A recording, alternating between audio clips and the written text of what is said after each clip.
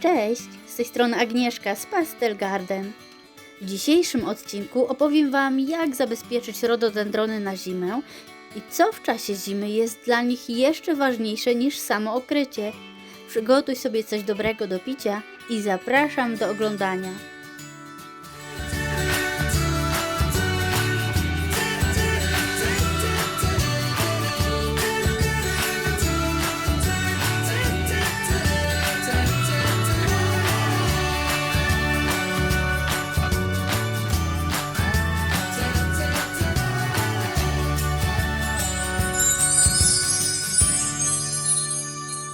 Choć teoretycznie wydawać by się mogło, że sezon ogrodowy już się skończył, to wcale nie oznacza, że nie mamy już żadnych ogrodowych prac. Są rośliny, którym możemy pomóc przetrwać tę zimę i dzięki temu w maju będziemy mogli cieszyć się pięknymi kwiatami. A mowa o rododendronach. To właśnie zima jest dla nich najtrudniejszym okresem. Jak zabezpieczyć je przed mrozem? Kiedy okrywamy rododendrony? I co takiego w czasie zimy jest dla nich jeszcze ważniejsze niż okrywanie? Już za chwilkę wszystko Wam opowiem. A jeżeli lubicie ciekawostki na temat roślin, szukacie ogrodowych porad bądź inspiracji, to już teraz zapraszam Was do subskrypcji. Chyba każdy z nas marzy o pięknych kwiatach, które zdobią nasz ogród, a najlepiej by były wieloletnie.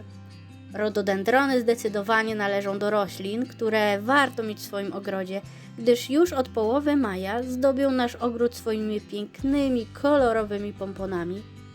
Nie wiem, czy wiecie, ale rododendrony to krzewy długowieczne i w naszym kraju potrafią żyć nawet kilkadziesiąt lat. Zatem warto zainwestować odrobinę swojego czasu, by pomóc im przetrwać zimę.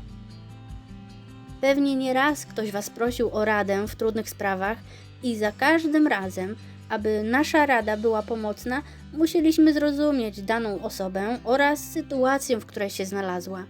I dokładnie tak samo jest z naszymi roślinami. Aby właściwie im pomóc, najpierw musimy je zrozumieć. I właśnie dlatego zacznę od budowy rododendrona i uwierzcie mi, dzięki temu dużo lepiej go zrozumiecie. Jak wiecie, krzewy te są zimozielone, czyli nie zrzucają swoich liści na zimę.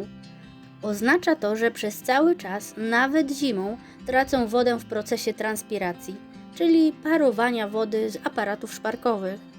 Aparaty szparkowe umieszczone są w zielonych częściach rośliny, czyli im więcej liści, tym więcej parowania. Co więcej, nie jest to jedyne wyzwanie zimą dla rododendrona, ponieważ dodatkowo w czasie mrozów, kiedy ziemia jest zmarznięta, nie może on uzupełniać zapasów wody. Niestety, ale rododendrony nie potrafią drążyć głęboko w ziemi w jej poszukiwaniu. Jego korzenie są zbyt płytkie. Rododendrony bowiem pochodzą z Chin, gdzie wysoka wilgotność występuje przez cały rok.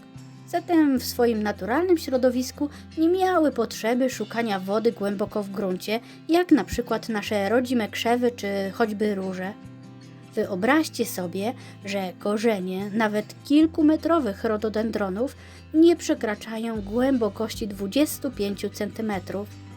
Bryła korzeniowa zbudowana jest z wielu cienkich korzonków i kształtem przypomina dysk. Na przykład okazy 4-metrowe mają korzenie o średnicy 1,5 metra, ale głębokość ich korzeni to tylko kilkanaście centymetrów. Zatem długie przerwy bez deszczu i śniegu są dla nich ogromnym wyzwaniem, zwłaszcza w czasie mrozów. Co ciekawe, rododendron wysyła nam sygnał mówiący: hej, potrzebuję wody, i tym sygnałem są zwijające się liście.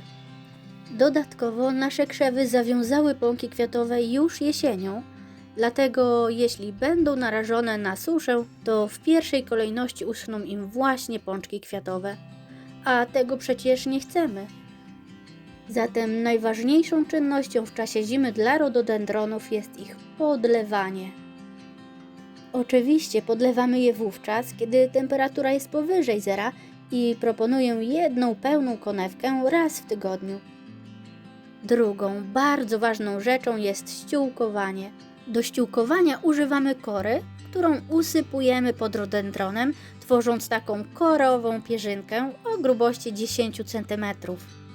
Dzięki temu jego płytkie korzenie będą zabezpieczone zarówno przed mrozem, jak i przed nadmierną utratą wilgoci. W czasie śnieżnych dni usypmy dodatkową warstwę śniegu wokół naszego krzewu, ponieważ kiedy przyjdzie odwilż, topniejący śnieg zapewni mu odpowiednią wilgotność. A co z nadziemną częścią rododendrona i kiedy należy go okryć? Część odmian jest bardzo odporna i wytrzymuje nawet 30-stopniowe mrozy. Jeśli jednak my nie wiemy, jaką posiadamy odmianę, to proponuję okryć nasz egzemplarz dopiero wówczas, kiedy nocne temperatury spadną poniżej 10 stopni na minusie. Do okrywania używam agrowłókniny. Póki co temperatura cały czas waha się od plus 3 stopni w dzień do minus 4 stopni w nocy, zatem moje rododendrony nie potrzebują jeszcze agrowłókniny. Mam nadzieję, że teraz, kiedy już rozumiecie rododendrony, dużo łatwiej będzie Wam o nie zadbać podczas zimy, a one pięknie Wam za to podziękują już za kilka miesięcy, czego serdecznie Wam życzę. Jeśli dotrwaliście do tego momentu filmu, proszę zostawcie zielone serduszko w komentarzu. Przy okazji bardzo dziękuję Wam za ostatnie komentarze. Wasze słowa dosłownie dodają mi skrzydeł i napędzają mnie do nagrywania dalszych odcinków. Mam nadzieję, że spodobał Wam się ten odcinek. Jeśli tak, zostawcie proszę łapkę w górze. A jeśli lubicie ogrodowe inspiracje, ciekawostki na temat roślin, czy po prostu lubicie oglądać programy ogrodnicze, to zapraszam do subskrypcji. Pamiętajcie również o dzwoneczku, dzięki temu YouTube zadba o to, byście byli zawsze na bieżąco. Znajdziecie mnie również na Instagramie Pastel Garden. Pozdrawiam Was serdecznie. Pa, pa!